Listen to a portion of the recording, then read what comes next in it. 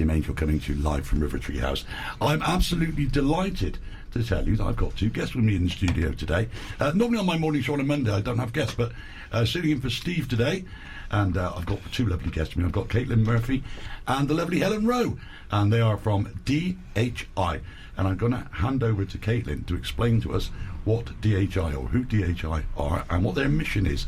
So, good morning, Caitlin. How are you? Good morning. I'm good, thank you. Good. So, yeah, I work for DHI.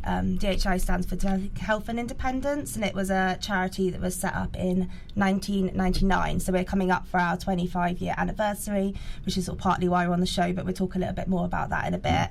DHI is a Bath-based charity, and it's set up to help those who are excluded from society, so people struggling with homelessness, people in social isolation, and people who have struggles with addiction, so drugs or alcohol.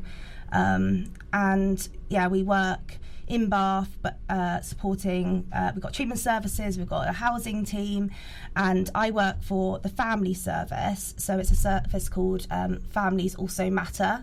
The acronym is FAM, so you might see it written like that. And it's the idea that for every person in treatment, they have a family around them, and that family is heavily impacted. And quite often, services don't give families help, but it's so important because those family members are often suffering in silence, and there needs to be a service that offers them support and appreciates actually how difficult it can be to love someone who is struggling with drugs and alcohol, has housing issues, and just give them that voice and listen to them. So that's what we do. Both Helen and I who are here today are part of the Family Also Matter service.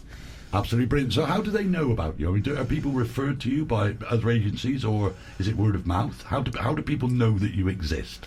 So there's quite a lot of referral routes in.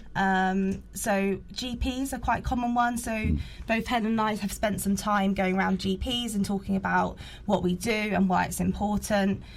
We have an online self-help tool that family members can access. It's called WebFam. If you type in WebFam DHI or type in Family Support in Bath, it should be the first thing that comes up.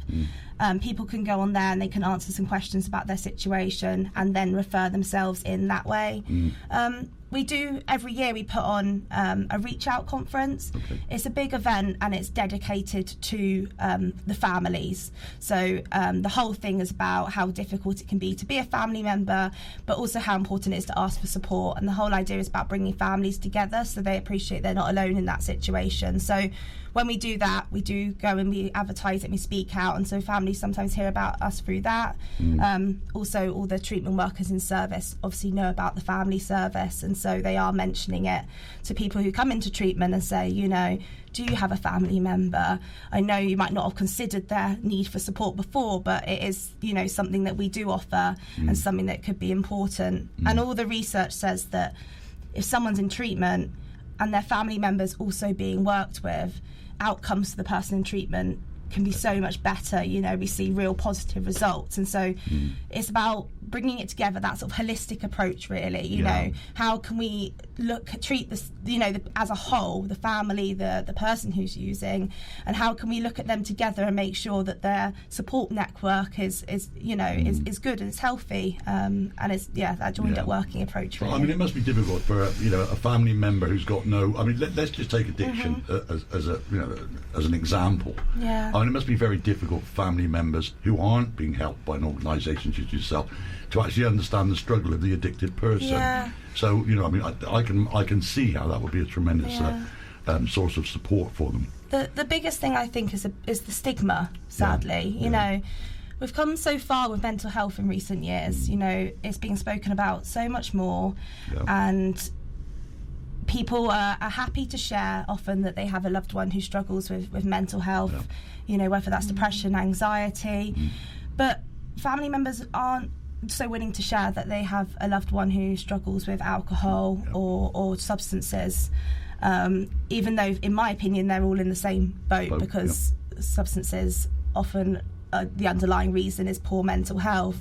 It's just that's the behaviour, that's the outcome. So the biggest thing for us is giving those family members a voice, a place where they can share, so they're not bottling it in. And you know, when we do the groups, and I'm sure Helen will say this in a minute, people turn up and they think they're very alone in their situation and what they're going through, and they sit in a group and someone else essentially tells their story, just with obviously a different relative and or maybe different substance, and they suddenly realise that what they're going through isn't so isolating, but also maybe that they're not, because the biggest belief is that they're handling it wrong. That's what we see, you know. People are reluctant to ask for help because they sometimes feel like their loved one's behaviours can be a reflection on them, and it's most certainly not. You know, if any group, you know, you'll go in and you'll have lots of people telling the same story, you know, and lots of people just muddling through. And I always say this: if I could write a handbook on how to manage this, I would, because you know, I could sell it and make millions off it. But you know, it's sounds like a plan. But there's not a handbook. No, you know, everyone's muddling through. Everyone is just trying their best in situations, and so you need to have that group dynamic and that support and someone to speak to, because if you don't have that, you do sit there and think, oh, should I be doing this differently? Am I doing it wrong? When actually there's no wrong. There's just ways that work better and worse, and it's about talking through that and getting some support and some advice. Absolutely fantastic. So Helen, explain a bit about your role and what you'd like to speak to us about this morning. Hello, thank you for having me. Absolutely wonderful. So initially I came into the service having used it myself. So in lockdown, my partner at the time was an alcoholic. So Caitlin just touched on the self-referral, which is actually what I did myself. So I got the link from my doctor, answered some questions on a Friday afternoon. Took me literally a couple of minutes to do it. And on the Monday I got a phone call, which actually is what part of my job now is to do, to ring clients that have referred themselves. So back in lockdown, we couldn't have face-to-face groups, so I did a series of one-to-ones, all on Zoom, probably for about 18 months, and then I moved to groups also on Zoom, and I did that for probably about 2 years. And it was so nice to know that other people, like Caitlin's just touched on, were in the same boat as me, because you get a lot of judgment from your friends because they don't understand it, so they come out with really unhelpful phrases like, oh, just leave them, you can do better than that, what are you doing with your life? And actually that's not what you want to hear, because you just want the person you love to get better, and you know that they're struggling. But I genuinely thought I could have saved my ex-boyfriend, and there'll be a lot of people that are hearing this today thinking, oh yeah, we can fix this, but actually unless the person using substances wants to make some changes, there's nothing you can do. Okay, so just for people like me, you know, I'm fortunate that I've never needed the services of an organisation such as yours, but if I did, what would be the first thing that would happen when I came to see you? Am I kind of evaluated or something? I mean, how does it work? Almost, yeah. So after you submit your referral, you would get a phone call or an email, depending on the contact details that you've given us. And it would either be an email saying, oh, here's the information on groups. Have you got time for a quick chat so I can talk to you about it? Or a phone call just saying those exact words. So if, you know, we always check, is it safe to talk? Is this a convenient time for you to talk? You know, childcare, are you at work, whatever, what's your routine? Ideally, we like to see people face to face, because you can get your point across and you can see how how emotional they are about it. But if not, we can do it on Zoom or over the phone, and it would be basically like, tell us what's going on, like how do you think we can help? And lots of people initially contact the service because they say, I really want to help my son, or I really want to help my mum or my daughter, or you know, my partner. But what they realise at the end of the conversation is, actually, we can help you, we can help the family member, the sister, the brother, the auntie, the uncle, the grandparent, the husband, the wife. You know, we can't help the person using substances, they need to help themselves. But by putting things in place, like little things like boundaries, like, you know, having your phone switched off for a couple of hours a day, going for that walk, meeting friends for coffee, you know, go back to your hobbies. You've got to look after yourself, get enough sleep, eat properly, routine, you know, make sure you're up and dressed by a certain time every day. So it's just about self-help, really. So anecdotally, I'd heard that, you know, over the lockdown when we had COVID, that the number of people suffering with mental health issues and you know, that became addicted to various substances rose. So have you found the demand for your services has risen over the last couple of years? I mean, I certainly would know. I don't know where I'd be without DHI, and really valuable to me in lockdown. But yeah, I do think we're still seeing quite a lot of people that come into the service. And you speak to some people and they say, oh, I've been struggling with my daughter for 10 years. You've been that's crazy. 10 years of you struggling. Yeah. We often see a delay, because it often takes about 8 to 10 years for a family member to ask for support. Good Lord, really? That's the average. So I imagine if you asked me that question in a few years' time, maybe I'd see the impact of COVID. We have seen it rising. The thing is, people were at home with their loved ones, so behaviours that maybe were masked previously by going out and about and doing things, or going to someone else's house and doing it, just they weren't available anymore. You were sort of trapped in with all your family members there. So we have seen an impact. I'd say particularly alcohol. That's probably the one. I mean, that as a statistic, I just find that absolutely incredible that somebody would take 8 to 10 years to actually look for help. That's incredible. That is amazing. Sadly, it's the stigma. It goes back to the stigma. People aren't talking about it. Yeah, that is absolutely incredible. Ladies, what's going on then? What do you need help with this at the moment? Because I know it's National Carer Week, isn't it? That was in June. Oh, that was it. Oh, right. It's fine. But when we reached out about being on the radio, that was in relation to National Carers Week, and previously we've been on during National Carers Week. But what we're so here that was today, the catalyst for what's going on now. Yeah. What we're here today to talk about is our annual Reach Out events. So this year we're doing 3 local events. So DHI covers Baines, Bristol and South Gloucestershire. Okay. So previously we've done one event in one location, invited everyone who accesses the services across those 3 locations. Yep. But this time we're doing 3 local events in each area. So we wanted to talk about these events. Why we do them is sort of very similar to what we've talked about. It's about bringing people together who are in similar situations, making people feel like they're not alone, combating that stigma by having those conversations, stopping people suffering in silence. So we're going to be using sort of the same blueprint across the 3 events. It's going to be about having someone tell their story, share their experiences with the service, and so people who maybe yet haven't asked for help can see about how rewarding it's been to somebody else, ask questions. We're going to have the facilitators there available to speak to, and prompt those conversations to be started in a sort of safe, supportive environment. So the one in Bath is actually coming up very soon. So the one in Bath is going to be on the 18th, so it's this Thursday. And it's in the Beehive on Walcott Street. If you sort of know down there, if I send you some information afterwards, will you be able to put it on your website or something? Of course we will. Perfect. So it's in the Beehive on Walcott Street. It's between 12 and 2, and we're going to be providing a lunch for people who come. So if you have anyone in your family who uses substances, or you have a friend who you know is in that situation, or you just want to come and see what support is available, so that if a friend or family member did come to you and say, I've got this going on, can you support me? You know what you can offer. We'd really love it if you came along. There's a sign up link that I can send you. So that's the one in Bath, and then we've got the one in South Gloucestershire is on the 31st. Again, same timing between 12 and 2. All the information will be on the site. So if you can't make the Bath one, that's a potential other option. That's in Warmley. And then we've got the one in Bristol that's Blaze Castle, so sort of South Mead area of Bristol.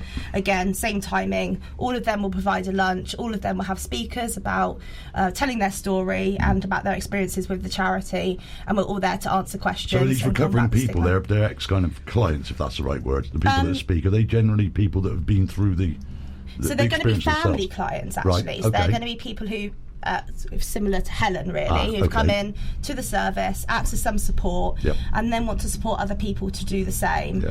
Some of the clients we're going to have speak would have had their loved ones supported by DHI as well, so they'll be able to talk from that experience. The one in South Gloucestershire is going to be a little bit different, isn't it? So that's going to have both service users, so people using the treatment service, and people using the family service there together. Again, we're really looking for that sort of holistic model that integration between treatment services and family services. But in the Bath one, it's going to be a dedicated event just for families, and so you're surrounded by people who get it, who understand. Okay, that's absolutely fantastic. Is there anything else you'd like to tell me this morning? I just wanted to chat a bit about working in the group environment, really, because that is really valuable for all of our clients, and we try and encourage as many as possible to come to groups. So at the moment, I'm primarily South Gloss based, so I run a group in Yate on a Tuesday evening, which is called a mutual aid group. We get all sorts of people from all sorts of ages come. On average, I probably have about between 12 and 14 people come every Tuesday, which is quite a lot of people. That's a lot of people, yeah. And sometimes they really hold in what's going on for the 6 days, and then they have an outlet on the Tuesday night, and they feel much better once they've come and shared experience. But it's knowing that you're not alone. Like Caitlin said, the stigma's quite bad, and you don't feel that you can talk about it with your friends. So it gives you a confidential space where it's non-judgmental. No one speaks about anything, outside the room. What's said in the room stays in the room. Yeah, and people have got confidence in that. So I run that with a volunteer, Jenny, and that's been happening for nearly over a year now, actually, and been quite successful. And as well as having the support groups, we do information sessions as well, because it's very easy for parents to be missold information from their loved ones. Say their son is accessing the service, and they come home and say, "Oh my God, I can go to rehab. I can go to rehab."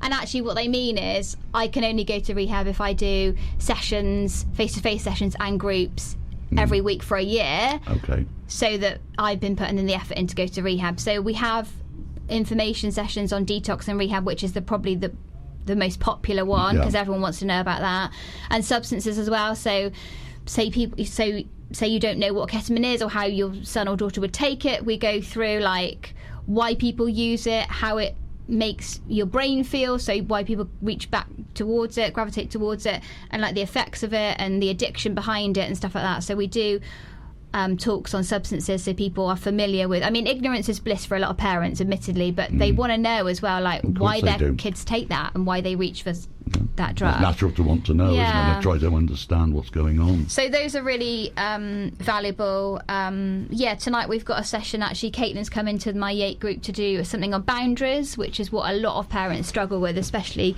giving money to people and the lies that come with why they want the money and stuff. So Caitlin's going to that's our hot topic for this evening. Wow, that sounds like a toughie. We try and make a nice balance between sort of mutual aid and then sort of psychoeducation or information giving, because the mutual aid stuff is incredibly important. Yeah, of course that is the real value of that group. But like Helen said, often there's a lot of misinformation that's spread around, and something as simple as sort of talking through about how to set a boundary, at some point could be incredibly helpful. So we sort of every month or so, would you say, every couple of months, we try and put in a sort of a more informative session that people can sign up to if they want. Absolutely. But boundaries are a big one. But it all comes back to not knowing what the right thing to do. If you've got a loved one, especially if a loved one is struggling with their housing situation or struggling with their work situation, if you've got your loved one saying, I'm really hungry, I need money for food, you might, in the back of your head, you might be thinking, I'm not sure, if that is for food, but it's that, that's actually what I meant by how tough it must be for a parent to make that decision. Definitely. It can be, putting your foot down can be incredibly hard, but what we do know is if you don't put boundaries in place, that you yourself can end up with mental health problems, physical health problems. The physical effects of stress are incredible. We see a lot of people come in who have developed physical health conditions as a result of trying to manage this situation with their loved one, often without help and support. And sadly, actually, sometimes we see a full circle where we see family members actually entering a service with their own problems with addiction because of the stress and strain of loving someone who has those problems. Well, can I just say, I honestly, genuinely think that what you guys do is absolutely incredible. Right? Just put that out there, because, there are easier ways to spend your time, let's be honest. I just think it's absolutely amazing, and I'm so grateful that people like you are just out there and willing to support people in these really difficult times. So to wrap it up, if there is anybody listening in that is in need of help, how do they contact you? So if we're talking about the FAM team, only, WebFam is the best route. Like I say, if you put it into Google, it will be the first thing that comes up. So just WEBFAM? WEB, FAM. Yeah, sorry, I had to think about that. No, if you put in WebFam, it will come up. You can fill in the self-assessment, and then there's an option to refer at the bottom. Okay. There's a little box which says you consent for a practitioner to see your answers. If you click that, then we get a little report that we can then use to contact you. So that's probably the best way forward. If you are struggling with your own substance use issues, you can ask for help in a number of ways. We have actually just developed a new online tool. So if you go on the DHI website, there should be a button to direct you to WebFam, but there's also a button for a self-assessment for someone who's using substances and wants some support. Okay. That will talk you through how to get an onwards referral if you feel like you need it. We are coming up to our 25-year anniversary, so this is quite special for DHI at the moment. And so we're going to be putting on between the 4th and 8th of November like a 25 portrait of people we've helped over the years. Incredible. And that's going to be in the Museum of Bath at Work. So if you are interested in what we do as DHI, and you're maybe not sure you want some support, but you want to go and see how we've maybe helped other people, or you're just interested in, I guess, what treatment services could look like and what goes on behind the scenes, that might be a good way to go and actually see that presented in a way. Okay. That's absolutely fantastic. Thank you. Thank you so much for coming in. As I say, send us the link. We'll get it up on our Facebook page or on our website. So if anybody's listening in today, thank you both for coming in. It's been an absolute joy to speak to you, and I hope you'll come back soon and speak to us here at Radio Bath again. In the meantime, if you need help, well, like I say, we'll load all that information onto the Radio Bath website. It'll be there within a couple of days. So head up there and have a look and see if you need help, how you can find it. Okay, thank you very much, ladies. It's been an absolute joy.